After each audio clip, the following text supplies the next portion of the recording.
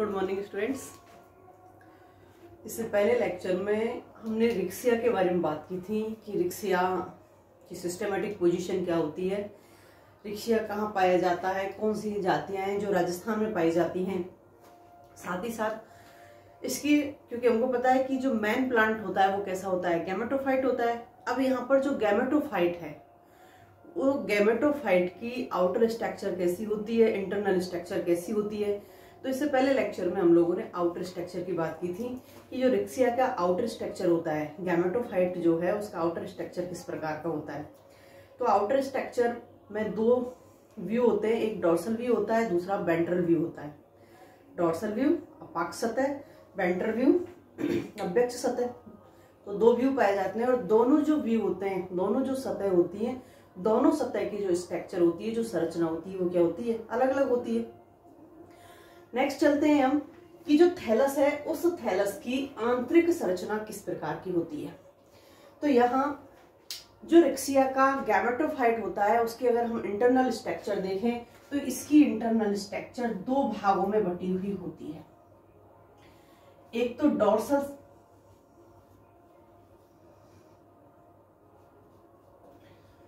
View होता है और दूसरा होता है वेंट्रल। डोर्सल व्यू की संरचना अलग प्रकार की पाई जाती है और वेंट्रल व्यू की जो संरचना होती है वो अलग प्रकार की पाई जाती है।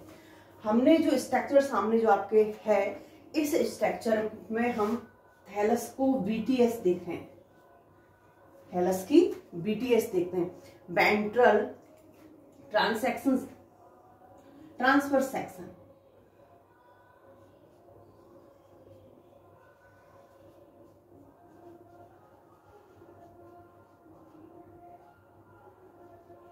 ट्रांसवर्स सेक्शन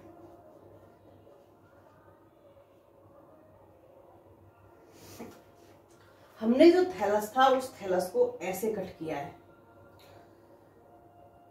तो ऐसे जब हमने इसको कट किया है तो इसके दोनों व्यू क्लियर आ रहे हैं। क्यों? अगर हम ऐसे करते, ये थैलस है, इस थैलस को अगर हम ऐसे कट करते तो या तो डोर्सल आता या वेंट्रल आता, केवल हमको एक सतह की संरचना दिखाई देती। लेकिन जब हमने इसको ऐसे कट किया है तो यहाँ पर हमको डोर्सल सतह भी दिखाई देगी और वेंट्रल सतह भी दिखाई देगी। तो इसको हम क्या कह रहे हैं, उदग्र अनुदैर्ध काट, वर्टिकल ट्रांसवर्स सेक्शन। जब हम इसका वर्टिकल ट्रांसवर्स सेक्शन देख रहे हैं तो वर्टिकल ट्रांसवर्स सेक्शन में डोर्सल व्यू दिखाई दे रहा है हमको और वेंट्रल व्यू भी दिखाई दे रहा है। दोनों की संरचना बिल्कुल अलग अलग दिखाई दे रही है। अब यहाँ पर जो डोर्सल व्यू है, इस डोर्सल व्यू में कौन सा सेक्शन दिखाई दे रहा है, तो यहाँ पर एसिमिलेटरी जोन दिखाई दे रहा है। इसके अंदर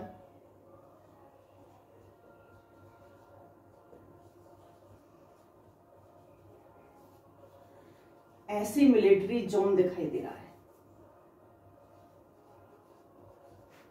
तो वेंट्रल व्यू में कौन सा जोन दिखाई दे रहा है, तो यहां पर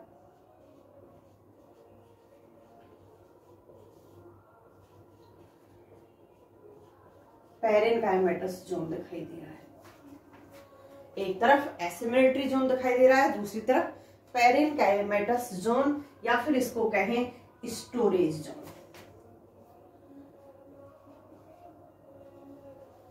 स्टोरेज जोन, संग्रहण क्षेत्र दिखाई दे रहा है। तो यहाँ दोनों ही सतह पर अलग अलग क्षेत्र दिखाई देते हैं। तो देखिए, बात करते हैं हम संश्लेषी जोन की, प्रकाश संश्लेषी जोन की। तो प्रकाश संश्लेषी जोन में हमको कौन कौन सी चीज दिखाई दे रही है, यहां से लेकर के ये जो क्षेत्र है, यहां से लेकर के ऊपर की तरफ का पूरा जो क्षेत्र है, ये किसका है, एसिमिलेटरी जोन का, या कहें प्रकाश संश्लेषी जोन का है। यहां से ऊपर का जो क्षेत्र है पूरा की पूरा प्रकाश संश्लेषी जोन का है। तो इस प्रकाश संश्लेषी जोन में हमको क्या क्या चीजें दिखाई दे रही हैं। प्रकाश संश्लेषी जोन में सबसे पहले तो जो सेल्स का अरेंजमेंट है, सेल्स का अरेंजमेंट कॉम्पैक्ट रूप से नहीं है, क्या कहें कि सघन रूप से नहीं है। यहाँ पर जो सेल्स है विरल रूप से हैं, या फिर एक बात कहें कि यहाँ पर जो सेल्स हैं ये सेल्स कैसे हैं, उदग्र पंक्तियों में है। सेल्स उदग्र पंक्तियों में है, दिखाई दे रही है वर्टिकल लाइंस के अंदर। जो कोशिकाएं हैं वो एक के ऊपर एक गैप दे करके, और इनके बीच में क्या है, यहाँ पर गैप उपस्थित है। कोशिका की जो वर्टिकल लाइंस हैं, इन वर्टिकल लाइंस के बीच में यहाँ पर गैप उपस्थित है।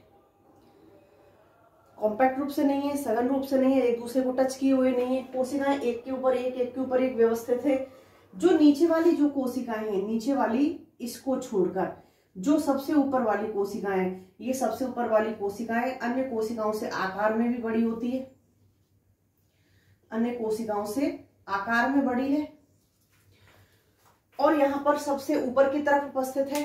ऊपर से नीचे की जितनी भी सेल्स हैं, यहां से लेकर के यहां तक की जो सेल्स हैं, ये यहां तक की सेल्स, ये जो सेल्स हैं ये होती हैं क्लोरोफिल युक्त। इन कोशिकाओं में क्लोरोफिल पाया जाता है। तो इसका मतलब जो सबसे ऊपर वाली कोशिका है, इस कोशिका में क्लोरोफिल क्या होगा, एब्सेंट। जो सबसे ऊपर वाली अपर सेल होती है, अपर सेल में क्लोरोफिल एब्सेंट होता है। जो सबसे नीचे वाली, इससे नीचे वाली जितनी भी सेल्स हैं, सभी के अंदर क्या है, क्लोरोफिल प्रेजेंट है। तो यहाँ जो वर्टिकल लाइन है, इस वर्टिकल लाइंस को क्या बोलते हैं हम, एसिमिलेटरी फिलामेंट। यहां इनको हम बोलते हैं एसिमिलेटरी फिलामेंट। और दो एसिमिलेटरी फिलामेंट के बीच में पाए जाते हैं एयर चेम्बर, क्योंकि गैप होता है, अभी बताया आपको गैप होता है, तो गैप को हम क्या बोल रहे हैं, हम एयर चेम्बर। और ये एयर चेम्बर डॉर्सल व्यू पर, क्योंकि ऊपर की तरफ क्या है, डॉर्सल व्यू, इस डॉर्सल व्यू पर एयर पोर के माध्यम से खुलते हैं। ऊपर की तरफ एयर पोर होते हैं जिनके माध्यम से खुलते हैं। तो अब यहाँ पर ये एयर चेम्बर कार्य किसका करते हैं, स्टोमेटा किसका कार्य करते हैं। अगर हम हायर प्लांट्स की बात करें तो स्टोमेटा कार्य करते हैं गैस एक्सचेंज का। तो ये किसका कार्य करेंगे, गैसीय विनिमय का।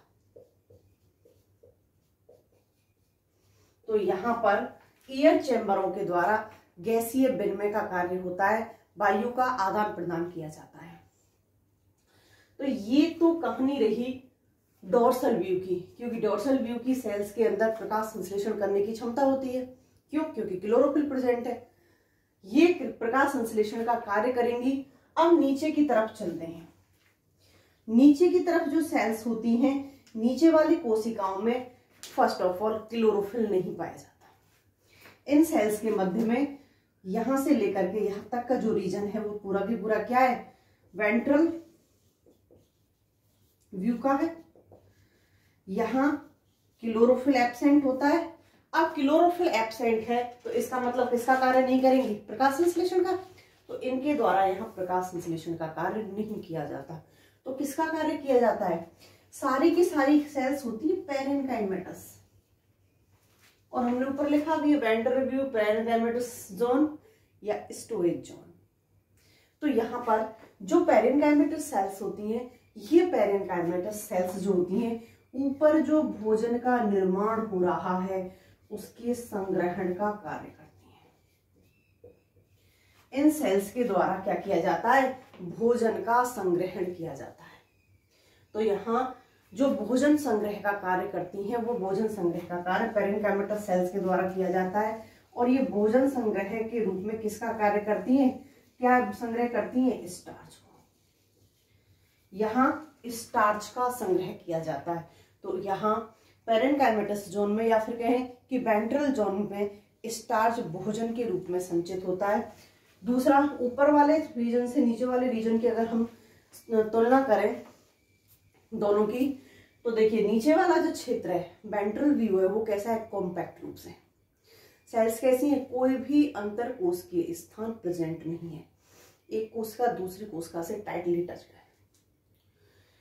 तो यहाँ किसी भी प्रकार के अंतर कोशिकीय स्थान नहीं पाए जाते हैं। साथ ही साथ यहाँ जो एपिडर्मिस पाई जाती है, एपिडर्मिस कैसी पाई जाती है, एक सतत लाइन के रूप में पाई जाती है। यहाँ ऐसी नहीं पाई जा रही थी, क्योंकि फिलामेंट के सबसे ऊपर वाली कोशिका ही अकेली एपिडर्मिस सेल के रूप में प्रेजेंट थी। तो यहाँ एक सतत लाइन के रूप में प्रेजेंट है। अब यहाँ जो एपिडर्मिस की जो सेल्स हैं, यहाँ एपिडर्मिस की सेल्स के द्वारा किसका निर्माण होता है? राइजोइड्स का, मूल आभासों का। तो यहाँ यूनिसेल्युलर जो राइजोइड्स पाए जाते हैं, ये राइजोइड्स किसके द्वारा होते हैं? जो एपिडर्मल सेल्स होती हैं इनकी अतिवृद्धि होते हैं। तो एपिडर्मल सेल्स अतिवृद्धि करके किसका निर्माण करती हैं? राइजोइड्स का निर्माण करती हैं। ये रही इसकी इंटरनल संरचना। अब नेक्स्ट बात करते हैं यहाँ पर जनन किस प्रकार का पाया जाता है। जिस वक्त हमने कॉमन ब्रायोफाइट्स की बात की थी उस वक्त मैंने स्टूडेंट्स आपको बताया था कि ब्रायोफाइट के अंदर अलैंगिक जनन नहीं पाया जाता। अब अलैंगिक जनन नहीं पाया जाता तो कौन सा जनन होगा? या तो लैंगिक या कायक, क्योंकि हमने 3 प्रकार के जनन की बात की है कि 3 प्रकार का जनन पाया जाता है, कायक जनन, अलैंगिक जनन और लैंगिक जनन। तो यहाँ अलैंगिक जनन क्या है? एब्सेंट, तो बाकी कौन सा होगा? तो यहाँ 2 प्रकार का जनन पाया जाता है, एक तो कायक जनन होगा और दूसरा लैंगिक जनन।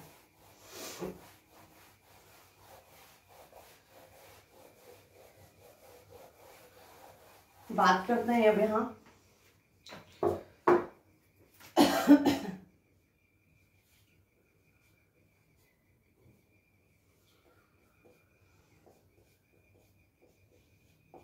कायक जनन।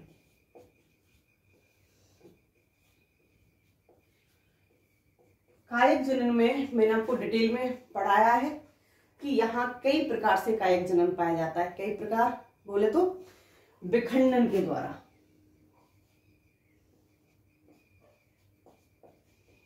विखंडन द्वारा जो थैलस होता है, थैलस टूट जाता है और अगर एपिकल नोच जहां पर वृद्धि बिंदु प्रेजेंट है वहां से थैलस टूट करके अलग होता है, द्विभाजी रूप से शाखित होता है, मिड रिब से टूट करके थैलस अलग अलग होता है। तो यहाँ प्रत्येक पार्ट के द्वारा नए थैलस का निर्माण कर लिया जाएगा कंदों द्वारा, ट्यूमर्स के द्वारा,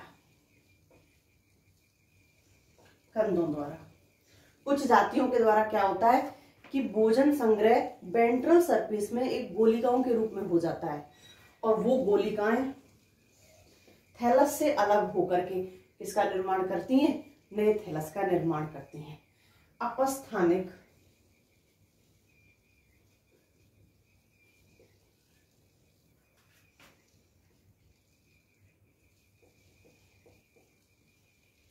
रूट्स द्वारा,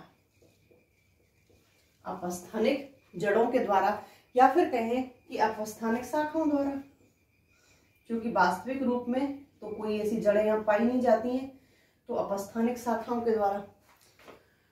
वेंट्रल सरफेस पर कुछ पार्ट होते हैं जिनके द्वारा यहाँ कायक जनन की प्रोसेस होती है। And next primary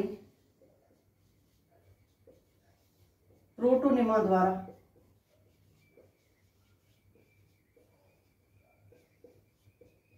primary protonema द्वारा जिस वक्त स्पोर का फॉर्मेशन होता है, कब? स्पोरोफाइट में, पता है आप लोगों को। तो स्पोरोफाइट में जिस वक्त स्पोर्स का फॉर्मेशन होता है किसमें? कैप्सूल में। तो स्पोर जर्मिनेट होंगे और जर्मिनेट होकर के किसका निर्माण करेंगे? प्राइमरी प्रोटोनिमा का।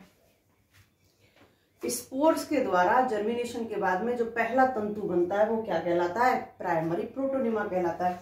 अब ये प्राइमरी प्रोटोनिमा के अंदर इतनी कैपेसिटी होती है कि पूरा की पूरा प्रोटोनिमा थैलस का निर्माण कर सकता है, खंड भी हो जाए, क्योंकि पूरा पूरा कैसा है? Meristematic tissue. अब मेरिस्टेमेटिक है तो डिवीजन की तो कैपेसिटी है इसकी, तो जितने खंडों में विभक्त होगा उतने ही नए किसका निर्माण कर लेगा? थैलस का निर्माण कर लेगा। और एंड लास्ट गैमा या जेमा कप द्वारा, जो सबसे ज्यादा पाया जाता है। तो आप लोगों को बताया है कि ब्रायोफाइट्स के अंदर जो मैक्सिमम वेजिटेटिव रिप्रोडक्शन पाया जाता है वो किसके द्वारा पाया जाता है? जेमा कप के द्वारा पाया जाता है। एंड कायक जनन यहाँ कई प्रकार से होता है। बात करते हैं लैंगिक जनन की।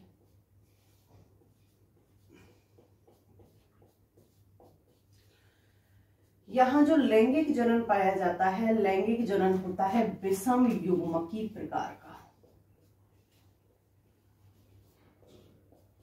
विषम युग्मकी,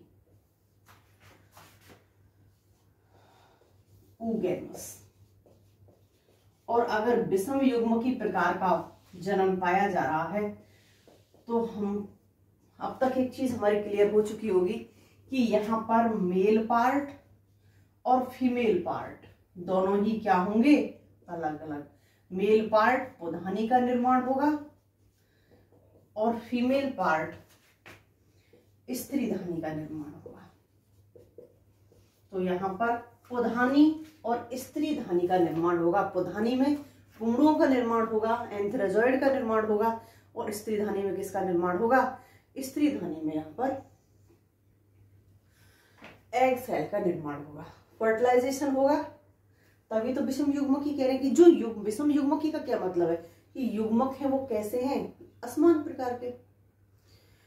मैंने बताया आपको कि 3 प्रकार का होता है लैंगिक जनन। अब यहाँ पर जिस वक्त हमने थैलस की बात की थी तो डोर्सल जो व्यू होता है, डोर्सल व्यू पर मिड रिब पाई जाती है। तो इसको जो मिड रिब है, इस मिड रिब में पुधानी और स्त्रीधानी दोनों की दोनों उपस्थित होती हैं। तो यहाँ मिड रिब के ऊपर अंतः स्थापित होती है। अंतः स्थापित होती है। अंतः स्थापित का क्या मतलब है, एक तो होती है संरचना ऊपर प्रेजेंट हो, ऊपर ना होकर के थोड़ी सी क्या होती है अंदर की तरफ, और सेफ्टी के लिए आवश्यक भी है क्योंकि जनन की संरचना है। अगर किसी भी तरह की कोई क्षति पहुंची तो संरचना पूरी की पूरी क्या हो जाएगी, खत्म। तो यहाँ मिड रिब पर जो मीडियन ग्रुप पाई जाती है, इस मीडियन ग्रुप पर मध्य खांच पर ये जो पुधानी और स्त्रीधानी होती हैं वो थैलस के अंदर कैसी होती हैं, अंतः स्थापित होती हैं। रिक्सिया में नर और मादा जननांग दोनों एक साथ में मिल सकते हैं क्योंकि ये मोनोसियस और डायसियस दोनों प्रकार के मिलते हैं।